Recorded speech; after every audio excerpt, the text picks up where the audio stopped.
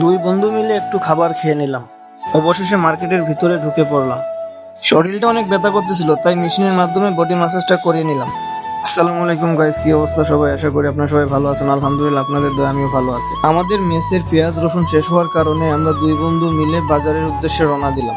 আমরা দুই বন্ধু মিলে বাস স্টপে চলে আসছি, কিন্তু বাস আসতে আজকে অনেক লেট করতেছে, তাই আমরা দুই বন্ধু মিলে একটু গল্প করতেছি। আধা ঘন্টা ধরে বাসের অপেক্ষায় আছি, কিন্তু বাস না আসার কারণে এখন গ্রাফ কল করব। গ্রাফ কল করেছি, গ্রাফ আসতে 3 মিনিট সময় লাগবে।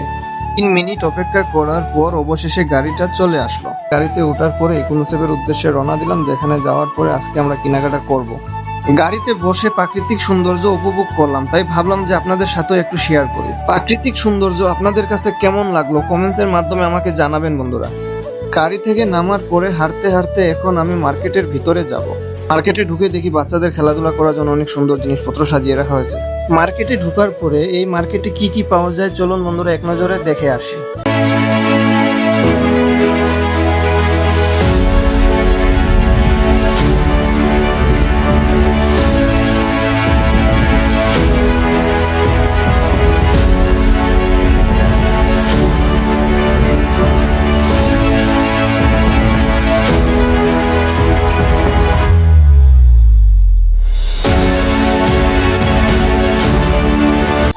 তো যাই হোক বন্ধুরা, আপনারা তো দেখতেই পেলেন এখানে কি কি পাওয়া যায়। এখন আমি আমার কিছু প্রয়োজনীয় জিনিস নিব, আপনারা সাথে থাকুন। এখন আমি এক বস্তা পেঁয়াজ নিব, তো হাতে নিয়ে দেখলাম পেঁয়াজ ঠিকঠাক আছে কিনা। দেখার পরে হাত থেকে রেখে দিলাম ট্রলির উপরে। ক্যামেরার পিছন থেকে আমার বন্ধু বলতেছে যে আলু লাগবে, তাই আলু সামনে যায় দেখি আলুটা অনেক সুন্দর, দেখলে অনেক ভালো লাগলো, তাই ভাবলাম এক বস্তা আলু নিয়ে যাই।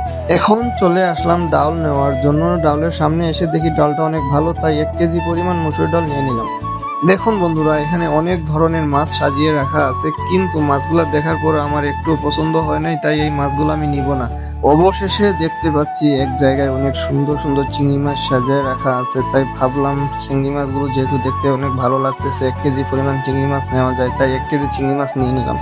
তো যাই হোক বন্ধুরা, আজকের মতো কেনাকাটা শেষ, তাই ভাবলাম একটু ঘুরে দেখি মার্কেটের ভিতরে আরো অনেক কিছু রাখা আছে যা আপনাদের সাথে শেয়ার করা হয় নাই। ভাবলাম একটু ঘোরাঘুরি করে আপনাদেরকে শেয়ার করি কি কি পাওয়া যায় না যায়। এখানে সব ধরনের মালামাল পাওয়া যায় বন্ধুরা।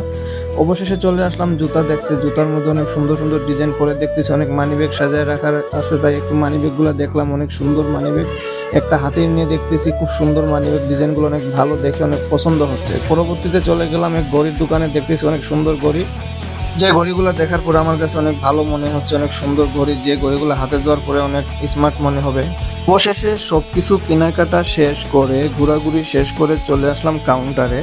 এই কাউন্টারে হচ্ছে আমরা মালামাল যা কিনছি সবকিছুর হিসাব করে আমরা টাকা পেড করব, করার পরে সব মাল নিয়ে আমরা বাসায় চলে যাব। তো শেষ পর্যন্ত দেখতে থাকুন বন্ধুরা।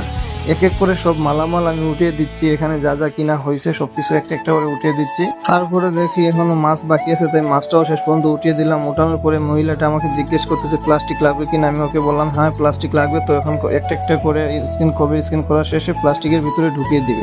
ঢুকানো শেষ হলে পরবর্তীতে টাকা দিতে হবে, তাই টাকা দেওয়ার জন্য আমি সবকিছু নিয়ে আবার বাইরে আসলাম। বাইরে আসার পরে প্লাস্টিকে প্যাকেট করবে, করার পরে এখন আমাকে হিসাব দিবে কত টাকা হচ্ছে, তাই আমি টাকাটা পেড করে দিব।